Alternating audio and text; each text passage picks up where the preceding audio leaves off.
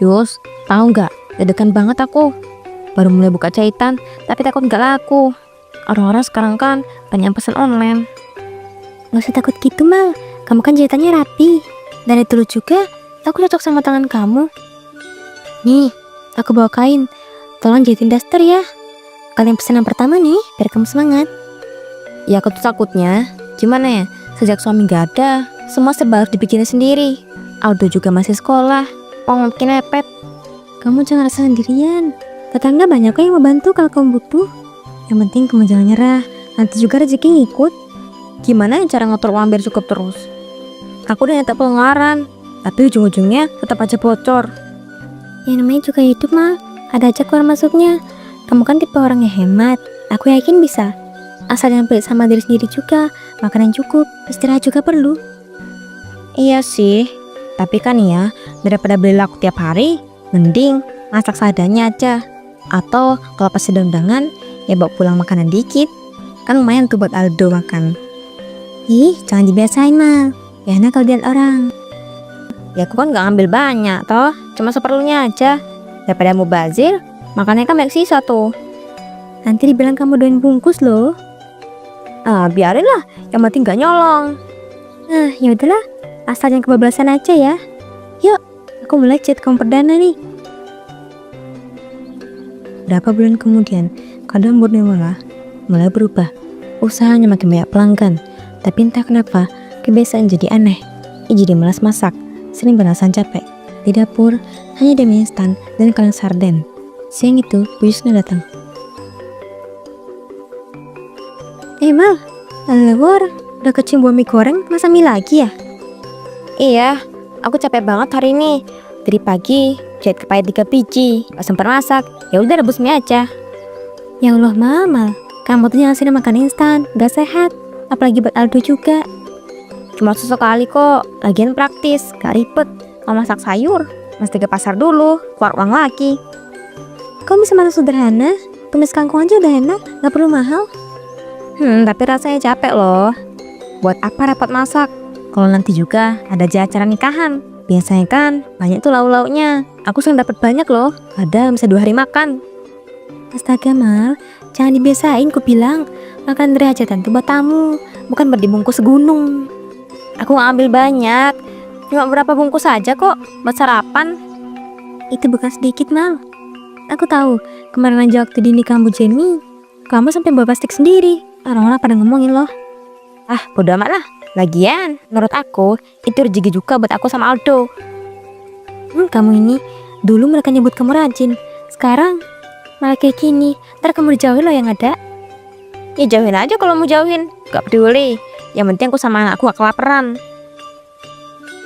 Hari itu, Munir malah tampak semangat. Pakaiannya rapi. Do, hari ini kamu libur kan? Iya Bu, emang kenapa? Kita pergi ke hajatan sepupu jauh ibu. Lumayan tuh, bisa makan enak. Hah? Sepupu jauh? Ya, ayo siap-siap. Ntar keburu siang. Oh, yang katanya yang nikah itu anaknya Bu Endah ya? Aku pernah lihat fotonya pas dia main ke rumah dulu. Iya, itu dia. Mereka tuh lumayan berduit loh, Do. Jadi pasti makanannya banyak dan mewah. Wah, enak banget tuh Bu. Aku pengen nyoba ayam panggangnya. Nasi kebuli, ayam panggang, kue mahal. Pokoknya gak kalah sama pesta di kota. Bungkus makanan Bu. Nah makanya, ikut ibu ya. Mumpung kamu libur, sekalian bantu ibu bungkus nanti. Tapi boleh ya Bu, bawa pulang makanan gitu. Gak kena marah emang. Iyalah, kan biasanya makannya banyak sisa. Sayang kalau kebuang, mending dibawa pulang. Nanti gak usah masak lagi di rumah. Iya deh Bu, tas ibu gede banget tuh. Boleh aja lah, asal jangan kelihatan. Lagian kan bukan maling, cuma nyelamatin dirimu bazir. Orang juga gak akan marah kan kalau gak ngerugi mereka. Iya Bu. Ibu udah siapin wadah plastik dalamnya. Rapi nanti kalau bungkus lauk. Ibu udah pengalaman do, tenang aja. Di sana, tamu ramai. Munir malah menggandeng tangan Aldo masuk ke sisi belakang. Sini. Ikut ibu pelan-pelan aja, jangan ribet ya. Saat mereka masuk ke dapur. Wih, banyak banget Bu lauknya. Ada rendang, gulai, ayam goreng, sama sate juga Bu. Ibu bilang juga apa, mereka yang keluarga mampu. Gak tanggung-tanggung kalau bikin acara. Tapi Bu, ini kan belum makan siang. Ah, gak apa-apa. Bu, gula yang di panci besar itu masih wangi banget, pengen deh. Aldo mantap sekelilingnya. Oke, Bu ambilin. Bantuin ibu juga ya. Arahin dulu, biar nggak penyok. Bu, kuenya juga ya, yang warna pink itu, aku mau 2. Ambil aja. Cepet bungkus. Kalau ketahuan gimana kita, Bu? Ih, gak usah takut. Ibu udah biasa. Gak bakal ada yang marah kok. Wah, banyak banget nih yang kita ambil. Ada ayam, rendang, sate, gulai, bisa buat makan seminggu. Lumayan kan, sekalian stok. Ibu udah capek kerja tiap hari, gak sempat masak. Udah ya buruan, tutup tasnya. Sekarang, jalannya pelan-pelan keluarnya. Sore itu, suasana rumah Bu Nirmala ramai dengan suara mesin jahit dan aroma kain baru yang dijemur di depan. Bu Yusna datang. Aku lagi beresin pesanan orang. Banyak banget yang antri sekarang. Alhamdulillah rezeki. Iya, aku seneng kau makin laris. Tapi Mal, akhir-akhir ini orang-orang pada ngomongin kamu loh. Ngomongin aku, ngomongin apaan? Ya itu, soal kebiasaan kamu di acara hajatan. Katanya kamu suka bungkusin makanan banyak banget, sampai bawa ada sendiri segala. Aku dengar sendiri dari Bu Enda waktu beli sayur di warung. Hah, ya biarin aja lah. Orang tuh emang gitu Yus, suka ngerusin hidup orang lain. Mereka gak tahu aja gimana hidupnya. Tapi kan, kamu bisa lebih hati-hati. Orang jadi ngomong yang enggak, bilang kamu tamak lah, gak tahu malu lah. Aku tuh sedih dengernya. Sama katanya, mereka aja iri. Kalau makanan itu juga buat tamu, bukan cuma buat mereka. Lagian kalau ambil banyak, terus kenapa? Lagi gak nyuri, apa masalahnya? Kalau kebiasaan kecil gini diterusin, orang bisa makin jauh. Terserah lah, yang penting aku sama Aldoan, aku gak kelaparan. Gitulah, gak ganggu siapa-siapa juga. Sadar gak kamu, semenjak itu tetangga yang dulu sering main ke rumah kamu sekarang jarang mampir. Mereka kayak jaga jarak. Yus, aku gak butuh basa-basi orang. Hidupku udah cukup repot. Mal, aku tuh cuma pengen kamu sadar. Dulu tuh kamu orang yang rendah hati, sekarang beda banget ah. Nah, dulu waktu aku susah, siapa yang bantu coba? Sekarang, gue bisa motor otak sendiri, malah dikata tamak. Lucu banget kan? Aku gak maksud nyalahin Mal, cuma kalau cara yang salah ya. Kamu tuh ya, aku ini cuma ibu rumah tangga biasa Yus, cuma realistis. Realistis boleh, tapi jangan sampai kehilangan rasa malu juga. Kamu gak malu sama anakmu Aldo? Aldo mah ngerti kok kenapa ibunya kayak gini. Lagi pula dia seneng, aku pun seneng. Selagi yang ngerugiin orang lain, siapa juga yang mau ngelarang? Tapi Mal, Udah Yus, gak usah bahas yang gak penting. Kalau kamu bantu, kamu bungkusin baju pesanan ini aja ya. Ini yang biru, udah selesai dijahit, tinggal setrika. yaudah sini kebantu.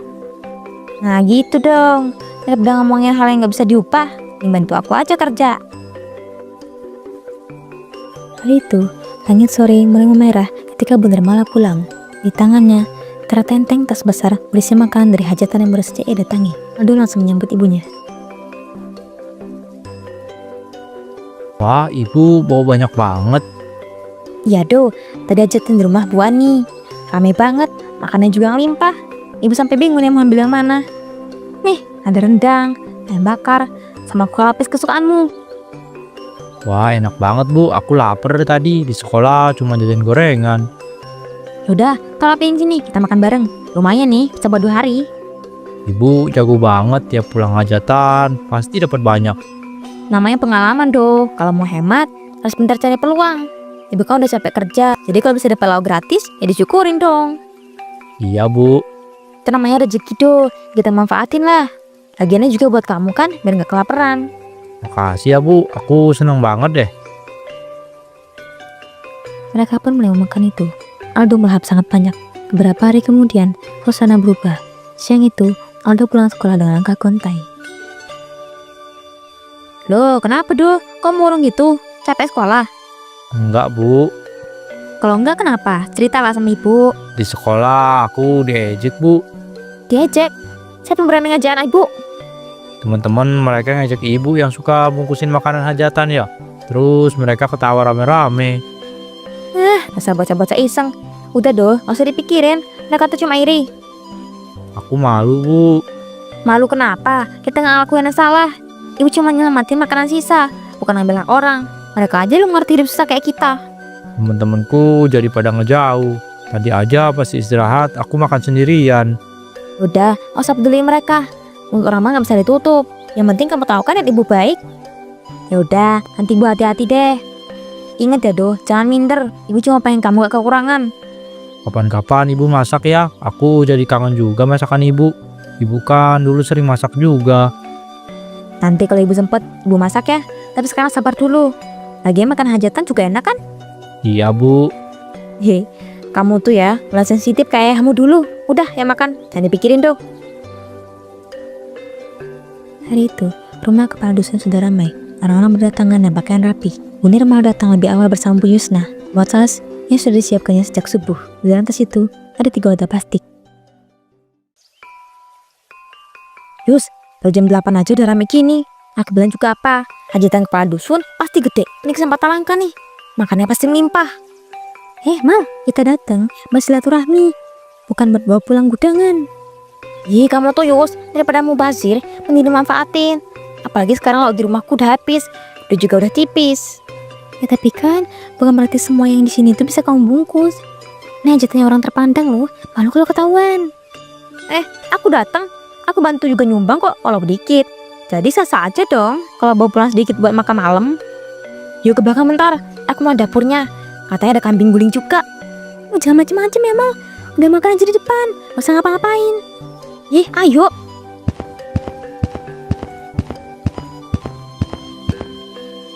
Kan bener kataku, banyak banget. Sayang kalau gak dimanfaatin. Nirmala, jangan mulai lagi ya. Di rumah kepala dusun, bukan hajatan biasa. Kamu gak takut ketahuan? Gak bakal. Orang-orang lagi sibuk depan. Lihat aja, aneh merhatiin kan di sini. Membuka tasnya, dengan cekatan mengambil beberapa potong ayam, lalu sate dan rendang. Astaga Mal, kok beneran aku borong semua lauknya? Ini buat 2 hari aja. Aku sama Aldo juga makan enak kan, daripada sisa kebuang di sini. Malu kalau ketahuan Mal, apalagi istri kepala dusun kan galak. Kamu tahu sendirilah, bisa-bisa kamu dimarahin depan tamu.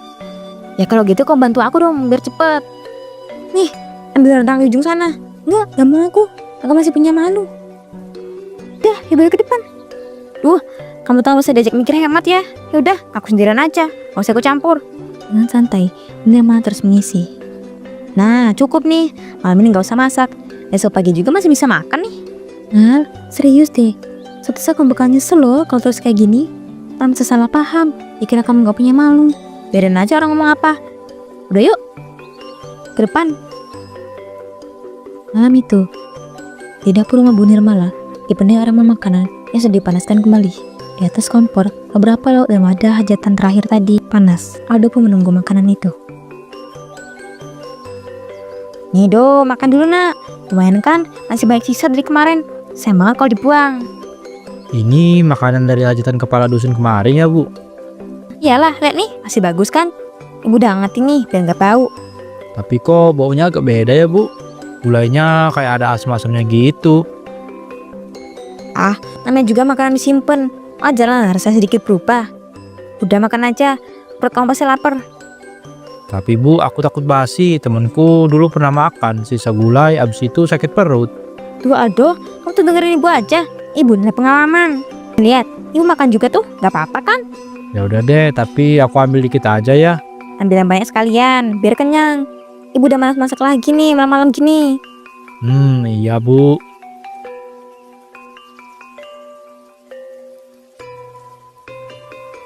Rasanya aneh bu, dagingnya kayak udah lembek banget. Itu tandanya empuk Do. Udah makan, nanti keburu dingin. Kan enak, masih gurih tuh. Coba rendangnya, masih mantep banget rasanya. Iya sih, tapi aku ngerasa mulutku kayak pahit gitu bu. Kamu kembalikan lu. Lu juga suka lah makan sisa hajatan gini. Gak pernah kenapa-napa.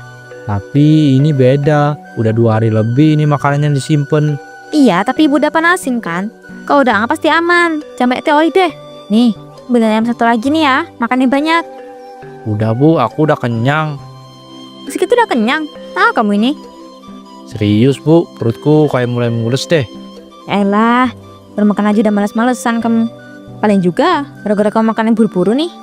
Enggak bu, ini beneran rasanya kayak diremes-remes gitu dari dalam. Bentar juga udah hilang. Udahlah kalau gitu, tidur aja sana. Siapa tahu besok pagi agak mendingan. Namun keesokannya, Aldo tidak semakin membaik. Bahkan ia muntah paginya. Dan tak lama, Bu Nirmala juga ikut sakit perut. Wajahnya mulai pucat. Ia memegangi perutnya sambil menangis. Beberapa hari kemudian, setelah mereka dibawa ke dokter, ternyata mereka keracunan. Sejak saat itu, barulah Bu Nirmala kapok mengambil makanan-makanan di hajatan lagi.